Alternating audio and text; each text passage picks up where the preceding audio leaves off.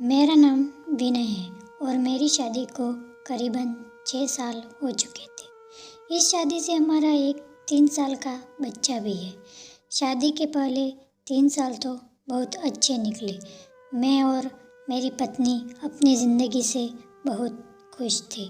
शाम को जब मैं अपने काम से घर लौटता था तो मेरी बीवी मेरे साथ बैठकर खूब बातें करती थी, जो कि मुझे भी बहुत अच्छा लगता था।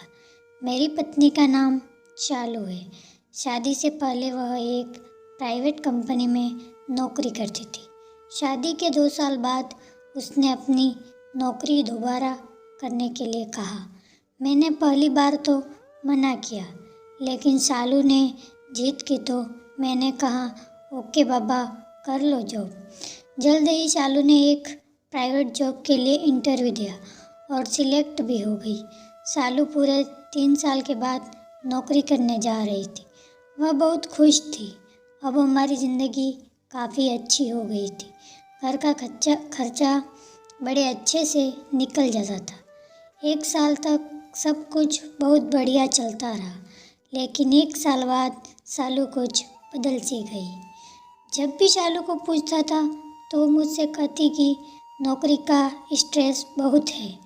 मैंने शालू को 1-2 बार जॉब छोड़ने के लिए भी कहा, लेकिन उसने मना कर दिया। एक रात करीबन 12 बजे मेरी नींद खुली तो मैंने देखा शालू अपने मोबाइल में कुछ कर रही थी। मैंने शालू से कहा, इतनी रात को क्या कर रही हो? तो वह हड़बड़ाहट में कहने लगी कि नींद नहीं आ रही थी, इसलिए इंस्टाग्राम चला रही थी। अगले कुछ दिनों में मैंने शालू को कई बार आधी रात को अपना फ़ोन इस्तेमाल करते हुए देखा, जो कि मुझे काफ़ी खटक रहा था। एक सुबह जब शालू नहा रही थी तो मैंने उसका फ़ोन चेक करने की सोची। जब मैंने उसका इंस्टाग्राम अकाउंट खोला तो मैं हैरान हो गया। शालू की इंस्टाग्राम में अपने कलीग के साथ कई रोमांटिक मैसेज थे।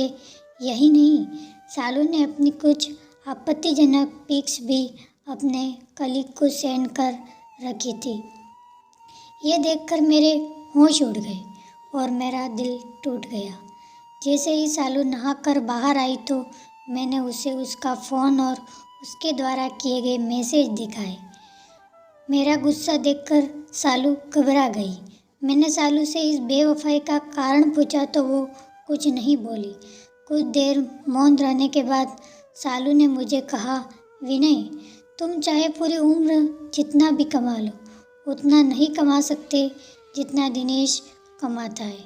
मेरी भी कुछ इच्छाएं हैं। मैं भी ज़िंदगी के सुख चाहती हूँ और इसलिए मुझे अपने कलीग एक परफेक्ट हस्बैंड लगते हैं, जो कि मेरी हर तरह की ज़रूरतों को पूरा कर सकता है।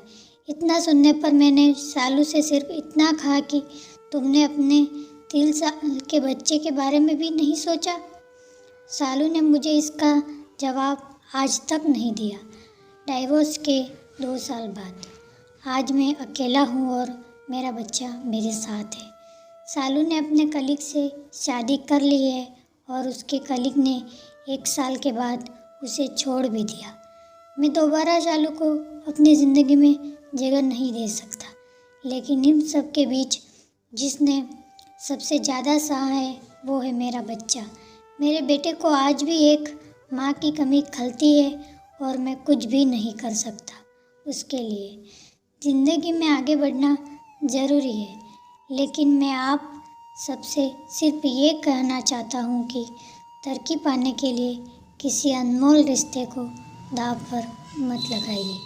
एक रिश्ता तोड़कर अगर आप कोई दूसरा रिश्ता बनाओगे तो कभी खुश नहीं रह पाओगे।